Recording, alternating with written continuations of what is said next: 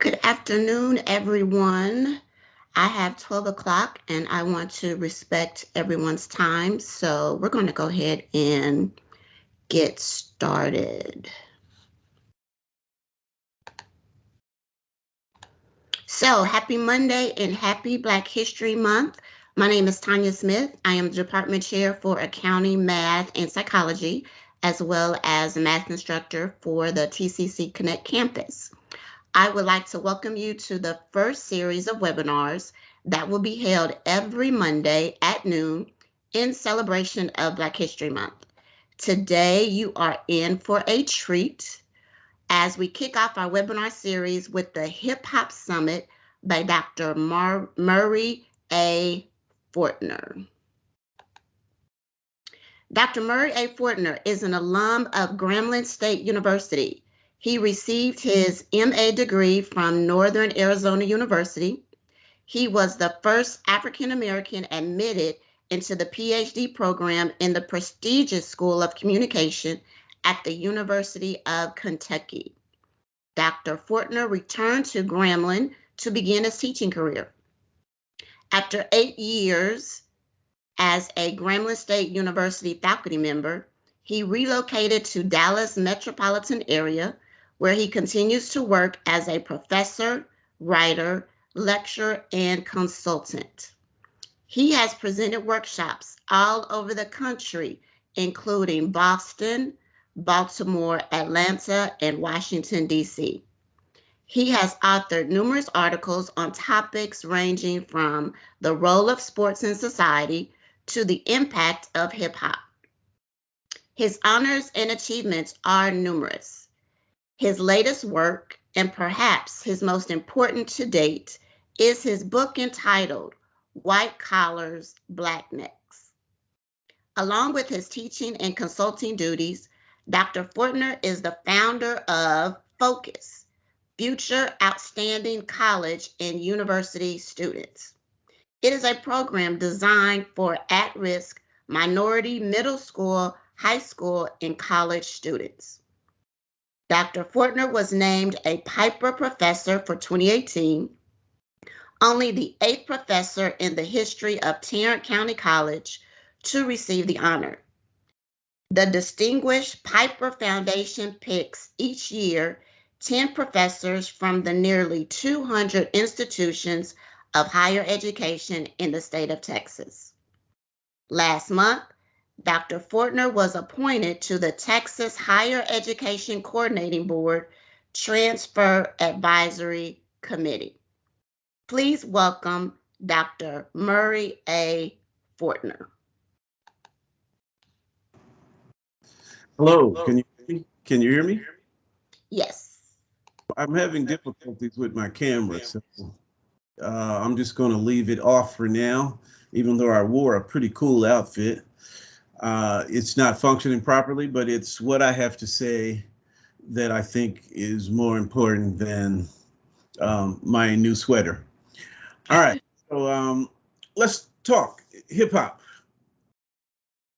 Slide next.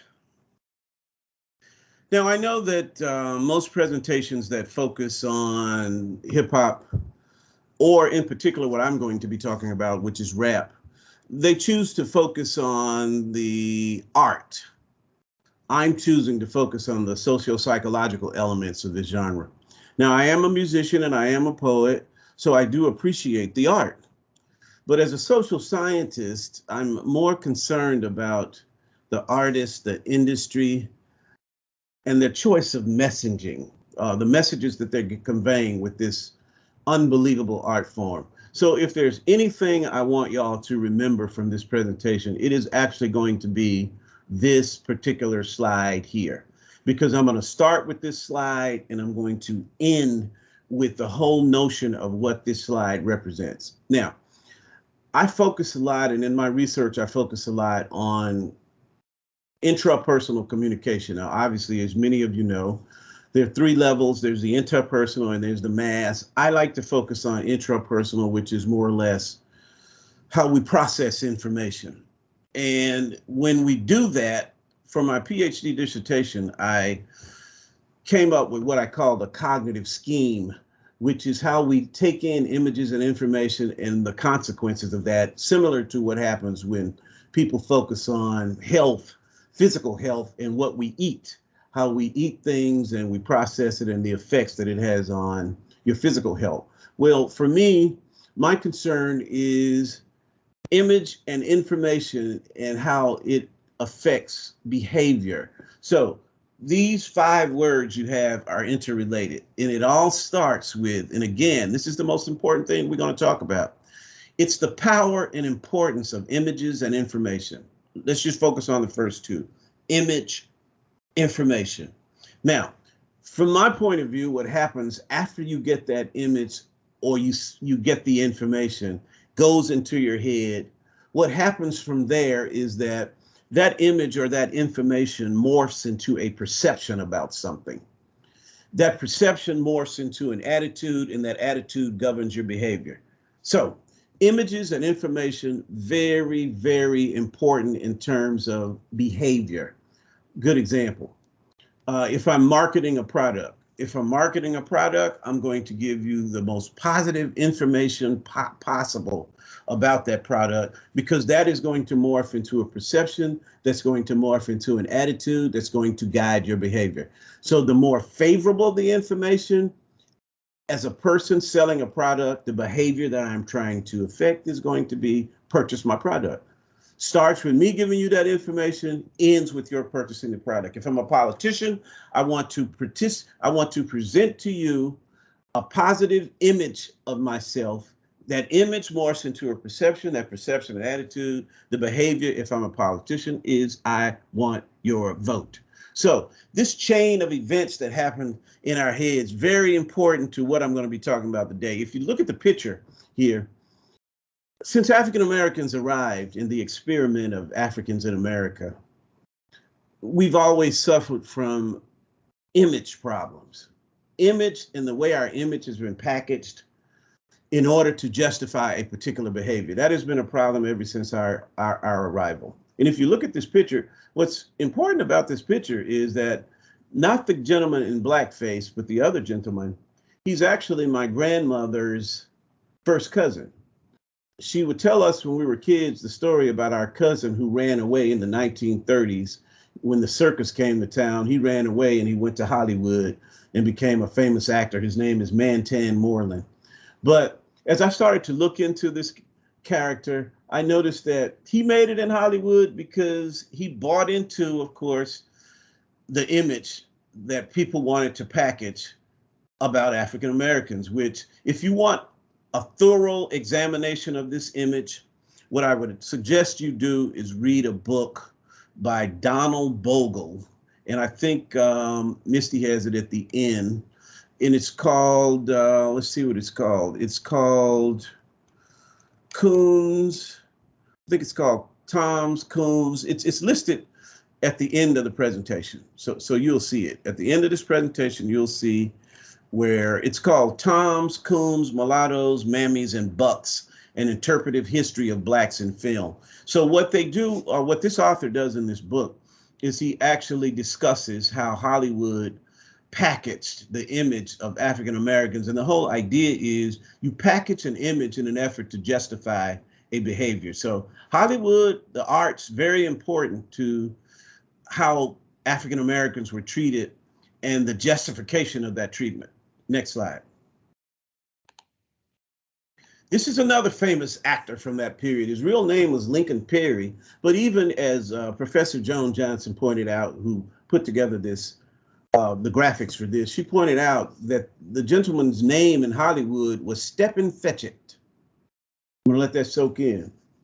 Again, an image, even the name, Stephen Fetchit, there was a purpose behind that. The image, the information, packaged in a way to affect behavior.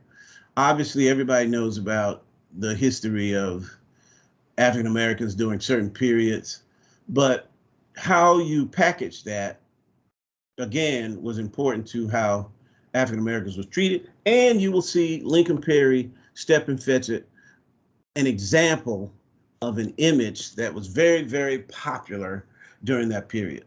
Next.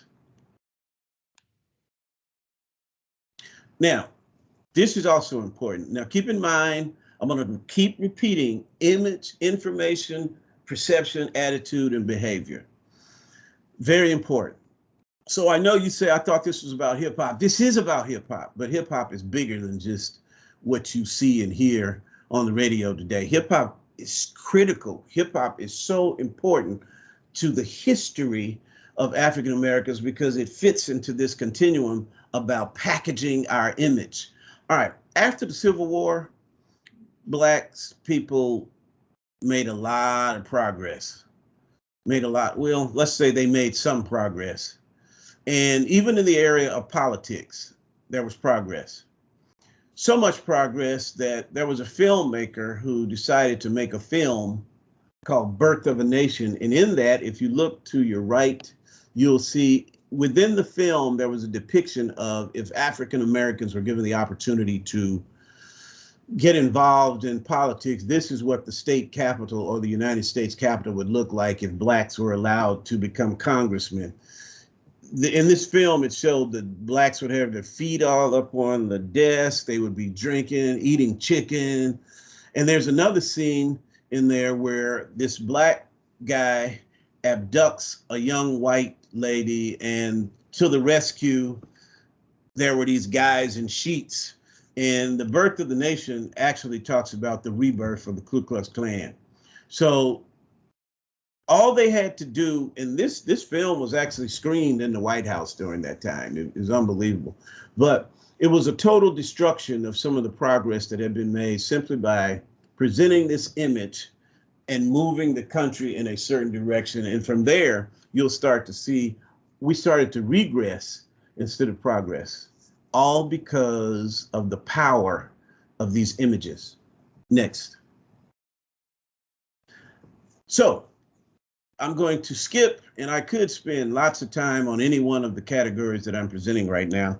There's so much more I could say, but I want to move it along because I'm respectful of the time. So I want to just move this forward. And again, I'm going to encourage you, please go and read Donald Bogle's Toms, Coons, Mulattoes, Mammies, and Bucks, A History of Blacks in Film, because this was very, very important. Also in your literature classes, you can speak about some of the characterizations, et cetera, of Black people.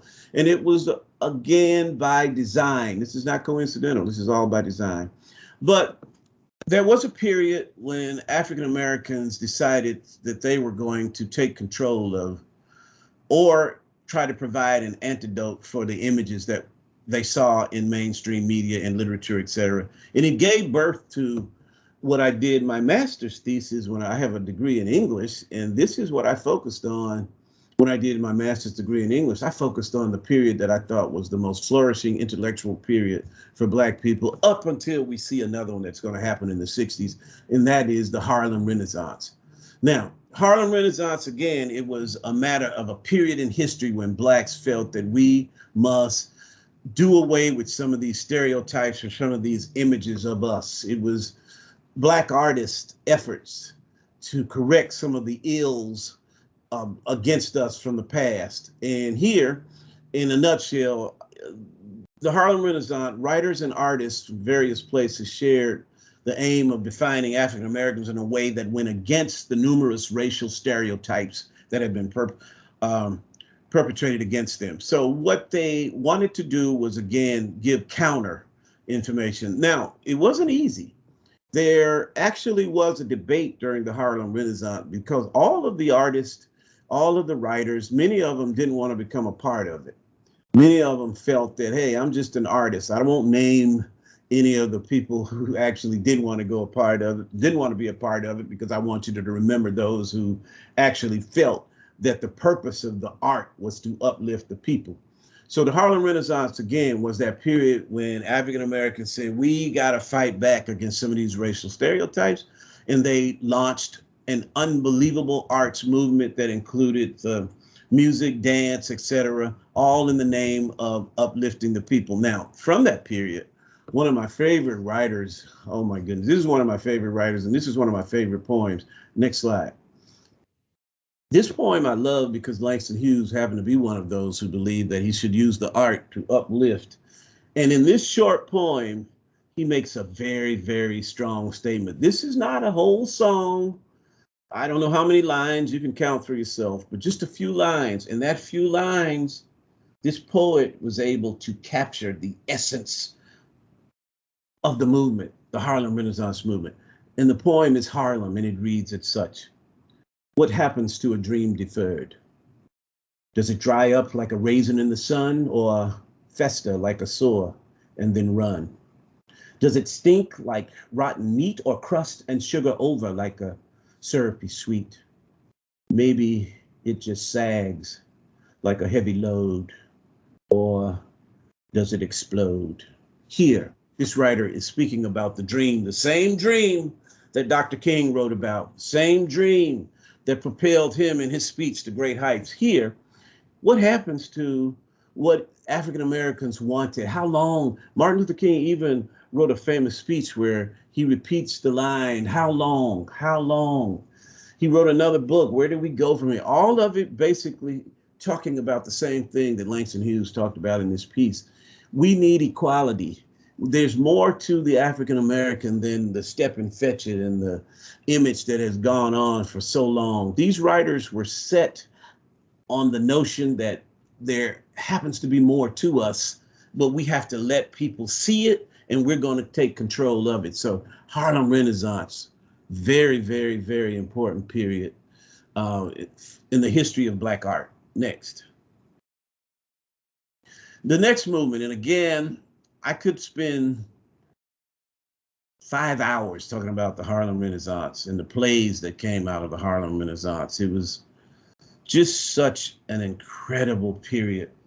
But the next big arts movement, and I had a student who talked to me once before I talk about this, that the music that came out of that period, of course, it was jazz was important. And I know that there was an underbelly of jazz in terms of the musicians involved in drug use and all of that. I had a student who said, well, even the jazz artists, true, the artist did get engaged in some of those things, but I always say this might sound contradictory, but they didn't promote that in the art, which is going to be different from what we're going to see later when I talk about the evolution of hip hop. So jazz was a really cerebral kind of music, and some consider it to be the only true original American art form. So jazz was something that came out of the period during the Harlem Renaissance, but I don't want to spend too much time there. And if anybody wants to engage me in that, you can email me and we'll talk about that. But the Harlem Renaissance was a very, very important period. And the next important period was going to be the movement that took place during the 60s, which was another Black arts movement. Here, this Black arts movement was a movement that focused on music, literature, drama, and the visual arts, made up of Black artists and intellectuals. This was the cultural section of the Black Power movement, in that its participants shared many of the ideologies of Black self-determination, political beliefs, and African American culture. Now, this was important because just like the Harlem Renaissance,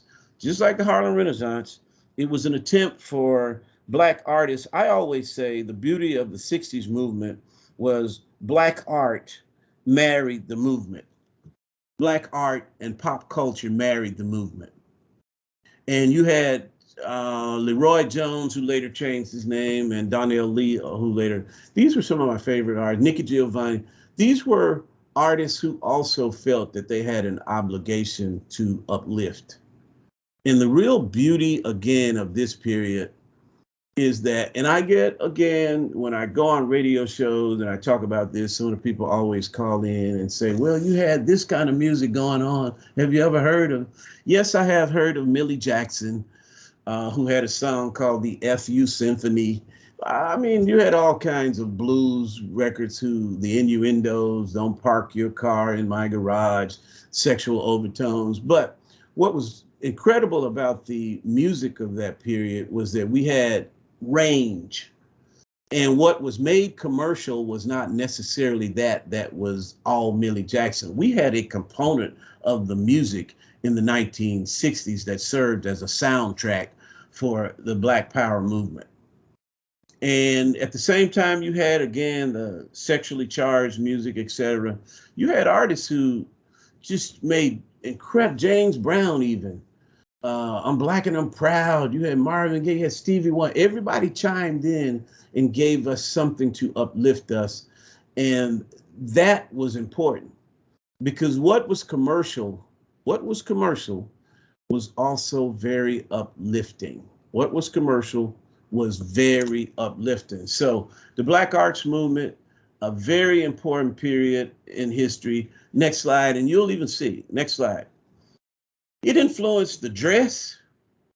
During that period, it was very popular for African Americans to not use chemicals in their hair, and they grew their afros, and a lot of people took on this popular notion of naming their children, giving the children African names, and then there were dashikis, and in colleges there was African history. And from my point of view, it was a beautiful movement, and it was a movement that was the consequence of the Black church, Black colleges, Black media, Black art, music, etc., all coming together and setting a positive agenda for the Black community.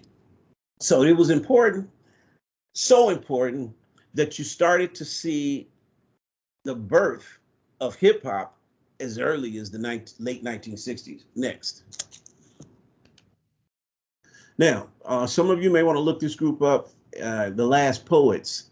When I study the history of hip hop, and when I say hip hop, let me clarify, I do understand for you hip hop purists out there that when you say hip hop, you're including the art, graffiti, etc., the dance. When I say hip hop for this presentation, I'm focusing mainly on the music.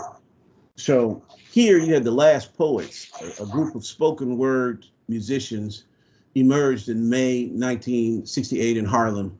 The group performed their poetry for the first time Mount Morris Park, not 2 months after the assassination of Dr. King, in commemoration of what would have been Malcolm X 40. The Last Poets spoke about racial inequality. So the Last Poets, this line here, this last line is important, amongst other things, cementing them as the would-be forefathers of, and if you study the history, you can't do that without looking into the Last Poets. So again, if we had more time, I could give you some more of their songs. And then some people argue that hip hop didn't start there, that hip hop has its roots in Jamaica and the music of Jamaica and some of the other. I'm going to stay with Last Poets simply because I like their work. So to each his own, and for me, I'm a fan of the Last Poets because if hip hop had gone in this direction, I just wonder what would have happened. But it was okay.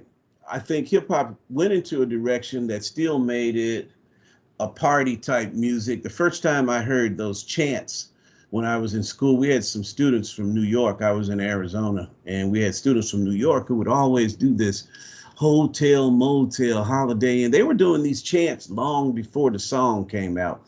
But it was more of a feel good party kind of vibe that hip hop was giving off, and it pretty much gave birth to songs of that nature. Here's some of the songs of the early songs that I can remember. Go next slide, please.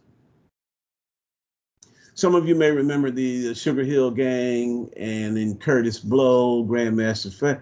Now, a lot of this music was music, again, that made you feel good, party music.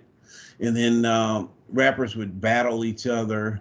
But there was not an element that I consider detrimental in terms of image, in the same way that we talk about what happened with the Steppin' Fetchit and all of these others. There was nothing there. These were just happy songs. This is some of the earliest stuff that I can remember in terms of me becoming a fan of rap music. These. Now, I'm going to make right now a quantum leap because, again, of time. And we could go through and list all types of rap music somewhere in between Rapper's Delight and the next slide that I'm about to show you. Let's go to the next slide. So I want to make a quantum leap. And here comes the question. I do want y'all to consider, as I just said, I don't think I don't think any of those other songs that I just named were detrimental in terms of image. But somehow we got to this. And this is the part that, as a social scientist, bothers me, worries me. And I did a presentation. I think the first time I did this was probably when I did a presentation at Texas A&M. Was the first time I think that I coined the word thugonomics, which for the most part was, how did we get to the point where the predominant image in hip hop was the thug? And of course, I answered my own question, and that is, we got to it because it was a moneymaker. So I put the two together, and I came up with the word thugonomics. Now, there's a lot more that happens in between my listening to Rapper's Delight, etc., and getting to this, but time won't permit me to go into that. But let's just talk for a minute about, and keep in mind, we're talking the evolution of hip hop, rap in particular, and go back to that first. You don't have to go back, Tanya, you don't have to go back, but I want in your mind to go back to when I said image, information, perception, attitude.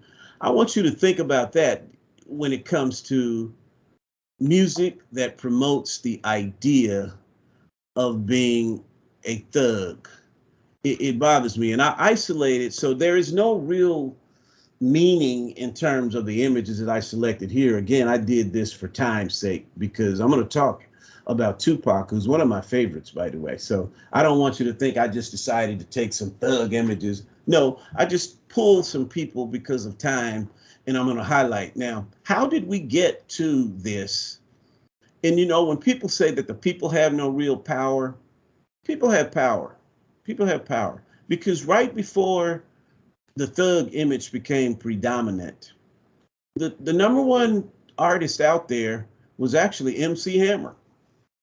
MC Hammer was number one. As a matter of fact, MC Hammer, we made MC, those who loved rap during that period, became so involved in the thug sound that they kind of made MC Hammer disappear. MC Hammer tried to reinvent himself as a thug, but it just didn't work because we still had images of Hammer in those balloon pants, and it just didn't work. So, but here's what I believe how we got to this. And in my book, I talk about this because I think that America, for some reason, had an obsession with gang violence, as if that's the only violence that was happening in America. Of course, the crime that cost us the most money is white collar crime, but that's not real sexy for the news. We, at some point during the 80s, became obsessed with the Bloods and the Crips, and this music seemed, no doubt, to fit that mold of how African Americans were to be packaged during this period. So I just, again, highlighted a few. You have NWA. I have that image there, NWA. NWA, an interesting group. And NWA, even though they packaged themselves as tough guys, they made some positive comments way back then about policing. I'm not going to talk about the song, but they had a song, and Ice-T had a song. Even though they had an edge, some of the stuff that they were talking about actually had overtones that represented political, social unrest and an expression of that. So NWA was a group that, again, I kind of had some admiration for, but somehow we're going to move way away from that notion of making social commentary into some place else. I'm going to skip over the second one and go to Bone Thugs. I think it was just a matter of marketing the name. I think knowing that Thugonomics existed, this group put thug in their name because they knew for some reason, and there are gatekeepers out there. You can ask Prince, who they're powerful people who decide what goes on the air in terms of popular music. I interviewed an artist once who said that he had some music, but what they wanted was more of the hardcore because that is what was selling. Look, I think we're going back to that same notion of a negative presentation of African American males, and people in power love that image. And I'll talk a little bit more at the end about why, again, that image is important for one group, but detrimental to others, including me. But Bone Thugs, I think, again, that was commercial. Got to put thug in the name because that sells. And then you have Jay-Z, and you can't, it moved it to a whole nother level. If you look at that hat that he's wearing, I know one student said, everybody has a past. I know, but if you were to blow that picture up, that hat he's wearing says retired drug dealer. And he bragged in an article about how he has President Obama's phone number and he can call him anytime he wants, etc. And I know he makes lots of money, but I don't know if he makes lots of sense when it comes to me as to who we decide to make heroic. When the NFL, all of the great scholars out there, when the NFL decided to partner with somebody about the problems with the NFL, the person they brought in was Jay-Z. And again, I'm not knocking this guy, but I just think that there is a better representation. I tell the story in my class about, let's have a make-believe scenario. And that scenario is that every family has to send somebody to City Hall to represent you. Every family has to do that. And let's say in my family, I have 3 sons. I have one who's a college graduate, one who didn't graduate college, but he owns his own business. And then I got 4 sons. And then I got one who's in college, and I got one who's a thug. If the government says send somebody down there to represent your family, I'm probably going to choose one of my other sons because I think they could better represent what we are as a family. But what's interesting about the music business is that it seems as if African Americans didn't get a choice of who would go in to represent us. Somebody came and knocked on our door and looked at my sons and said, I'll take this one. I'm like, no, I think I have, but that is the image that is so commercial, and I certainly don't think that is coincidental. I think the pushing of thug connected to economics is by design. Now, let me go to the last one, who people seem to miss. They totally get this guy wrong a lot of times if you don't know who this guy is. This is one of my favorites, and I'm telling you, man, I so hate that this guy was killed. My first lecture was actually called Tupac or Not Tupac, where I focused on what would have happened if he had lived. Now, he does have thug life, but you got to look at what period in his life. This was a young man. He was going through so much during that period. During that period, wow. And I think the presence of, go look up this guy, Suge Knight. I think the presence of Suge Knight and Tupac feeling like he was abandoned by everybody, he gravitated in a direction. Tupac was a true artist. And though he had thug life tattooed on him, I believe that if Tupac had lived to a degree, Tupac would have been as important to a new movement as Martin Luther King was. Now, why do I say that? I say that because the 1960s movement could have been called a church movement because it was led by ministers. No coincidence that many of the leaders from the 60s movement happened to be Reverend so-and-so and Reverend so-and-so and Reverend so-and-so. And Dr. King became really, really important. I think you had tons of eloquent speakers during that period, but Dr. King got a huge boost because he arrived at the time. One of my students just talked about that, Patricia, about having a boost as a result of arriving when television and media arrived. Well, Tupac had the attention. He had the attention.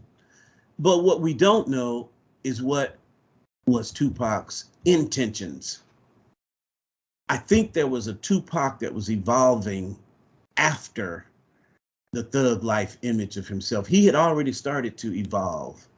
These other artists, especially Jay-Z, I don't see where that evolution is there because these artists now seem to promote conspicuous consumption and misogyny. And unfortunately, I did a presentation during the summer when I was on somebody's show when George Floyd, they were having the protests. And I thought about how during the 1960s, during the time of protests, they were making all of this beautiful music, what's going on, and all of this, and living for the city. And at the time that a lot of that protest was going on, the number one song, and somebody sent me a long email. You can still send me that email because I think the person who sent me that email, that person was not there during that period, and I happened to be there. So I know the range of music there. But during the George Floyd thing, hip hop's contribution was WAP.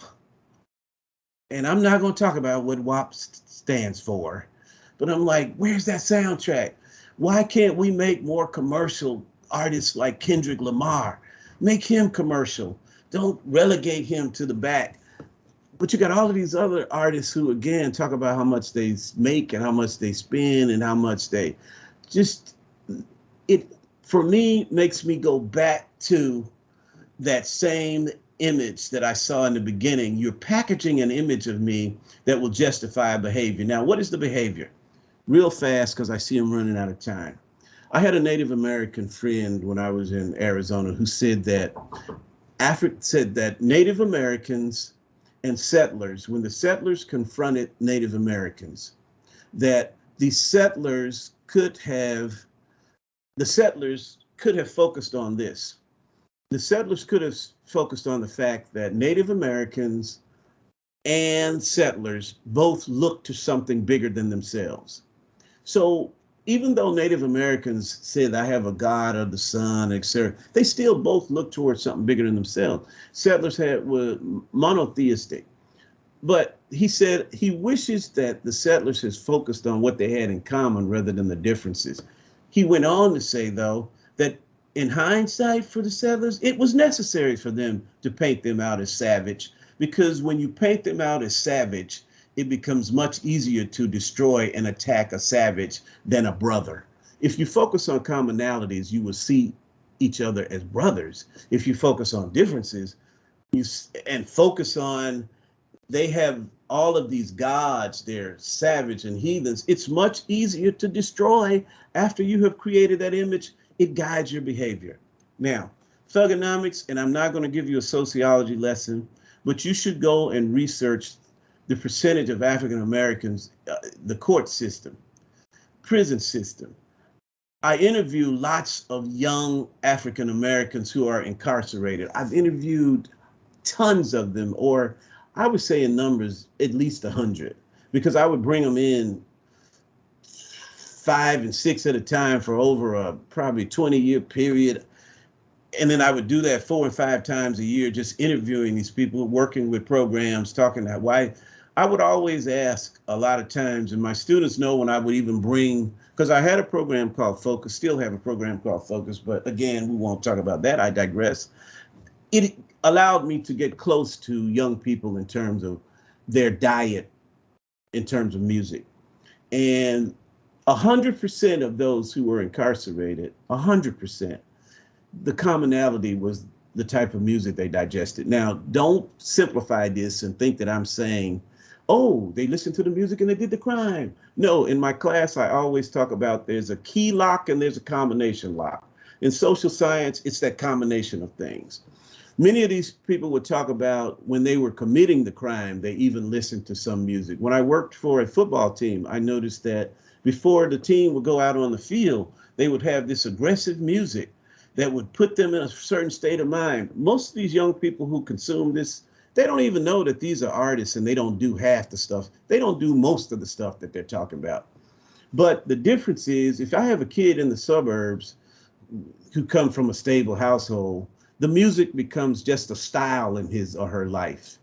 But some kids with compromising positions, instead of that being a style in his life, they try to make it a lifestyle. That shows up in the criminal justice system. I had a police officer who was a friend of mine who told me, why is it that whenever I approach a car of young black males, my adrenaline flows more? He said, am I a racist? Look, part of all of that may hint at the image that you are presenting, the image, folks. Why as African Americans have we settled on marketing this image. Now, about 6 years ago, I started a campaign where I wanted to go to all of these churches because I said, since the 60s movement was a church movement, let me go to the churches to see if we can't get rappers to continue with your thug lifestyle music, if you like, but to put one positive song that kids can listen to on the way to school. I went to, and I'm not going to name the churches, only one church had a meeting with me. It's probably the biggest church in the Metroplex. I got a message back, African American church is what I'm referring to. I got a message back saying, we don't do stuff like that, which I wanted to do petitions to get it on radio stations, to force them to give us some kid friendly, just one on your, if you got 14 songs on there, give us one for the kids, just give us one. And the churches said, we don't get involved in stuff like that. So I say that image, Trayvon Martin, Trayvon, not a thug, but he happened to have on a hoodie. And people have in their minds this whole notion of hoodie thug. And I know we have the right, and I'm not saying if anybody says racism doesn't exist, then I don't know where you live, because it does exist. But I am simply saying there's more to the African American story. We have way more stories to tell, and I don't think the presentation, this promoting commercial rap that includes the thug image, it is not by design. It makes it much easier to arrest, to expel from school, and do all of these other things when the general perception of the African American male is thug. I truly wish that we would have more range in the music. And I think Tupac was going to be that Pied Piper that was going to take hip hop in a different direction. But unfortunately, he did not live to do it. Last slide.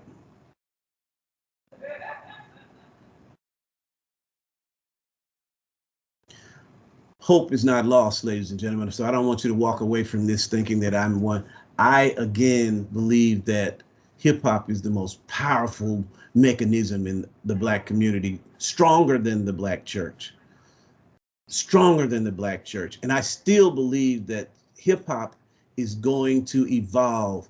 I am asking somebody listening out there to be that person, to be that young person who's going to help to make hip hop that powerful mechanism, like the Harlem Renaissance, like the Black arts movement in the 60s. Let's find those artists like Kendrick Lamar and put them out front and put the Migos in the back. And I like some of their music, so don't think I don't like the Migos. But in an extended sort of analogy, I think that hip hop is going to be like Malcolm X. If you look to the left, you'll see that Malcolm X started one way, Malcolm Little. He was a thug. All kinds of things that thugs do, got arrested. But he evolved. He moved from being Malcolm Little to Malcolm X, one of the most influential figures in the history of America. I don't think we're done with hip hop. I think that hip hop has the potential, when that one person like Tupac emerges, to take this genre from being Malcolm Little to Malcolm X. I still have great faith that hip hop is going to be something that will uplift the African American community, that will replace being a thug with being a scholar, because within hip hop, scholarship is hope. So I don't want y'all to leave thinking I was here to bash. I'm really here to just have you think. As I always tell my students, I'm never here to tell you what to think, but I'm always here to tell you what to think about. So let's try and let's hope that hip hop will quickly move, because we're living in an America now that is an America unlike, I think that we're moving forward to the 1950s here in this country. And we're going to need hip hop. We're going to need hip hop to move past the superficiality that it's experiencing right now. What I see now, I'm not pleased with, but what I believe I'm going to see makes me very, very hopeful. So without adding to or taking away, think about it. As Martin King said, where will hip hop go? Will we go more towards promoting community, or or will we go more towards chaos? Thank you, ladies and gentlemen. Recommended readings, of course, Tom's, Coons, Mulattoes, Mammies, Bucks by Donald Bogle. And of course, go to Amazon and get my collection of essays called White Collars, Black Necks, where I talk a lot about this same stuff along with the Black church, Black families, and Black media. Thank you for having me. Have a good day. Thank you, Dr. Fortner, for providing us and giving us another perspective of bringing this all together, reinforcing the image, information, perception, and packaging, and ending it with a reminder that hope is not lost. This was very informative. I really appreciated this and very powerful. Do we have any questions or any comments? Can I get some hand claps in the chat?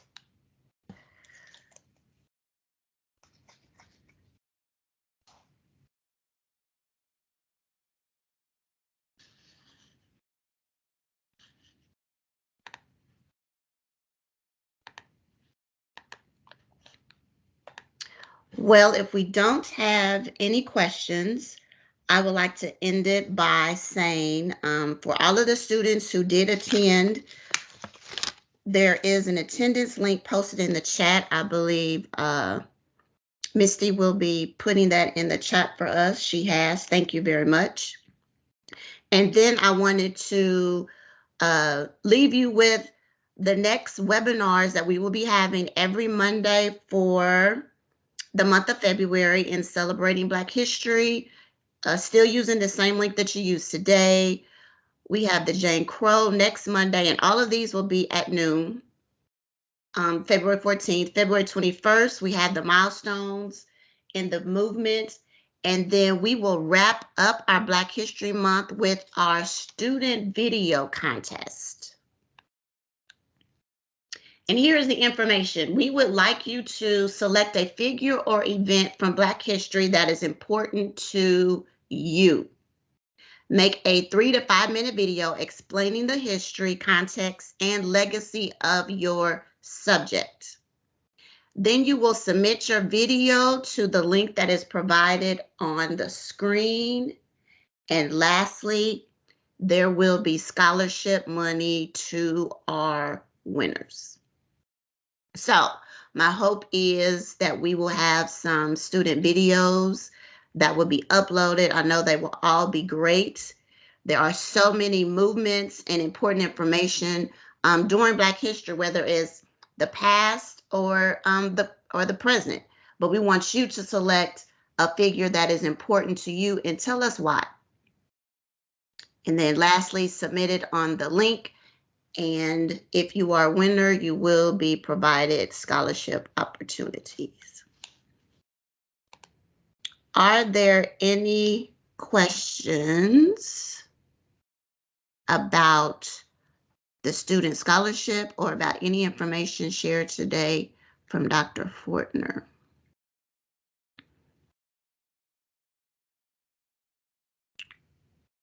We'll give a few seconds. I think we have one question in the chat, Tanya.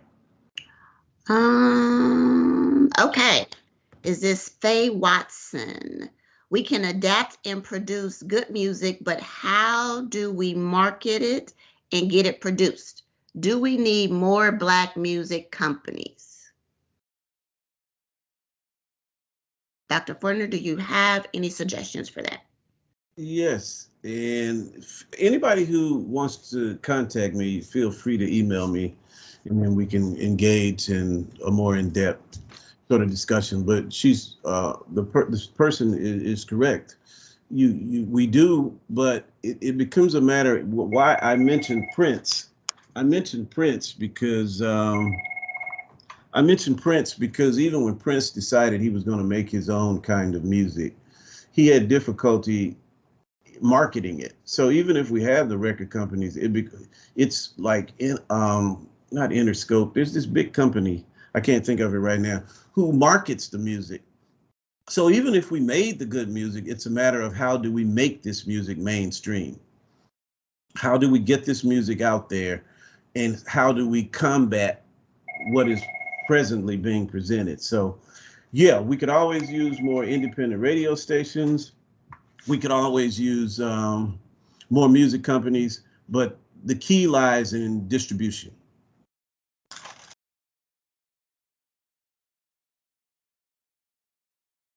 Great answer, important facts. Any other questions or comments or follow-ups?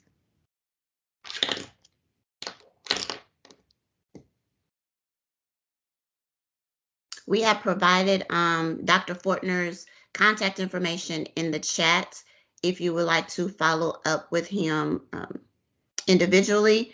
And then again, for all of our students who have attended today, number one, thank you so much. And number two, please make sure you fill out the attendance link that has been provided to you in the chat. Again, thank you, Dr. Fortner. Great presentation, very informative. Check out Dr. Fortner's book. If I can scroll back. White Collar Black Necks, as well as Toms, Coons, Mulattoes, Mammies, and Bucks by Donald Bogle.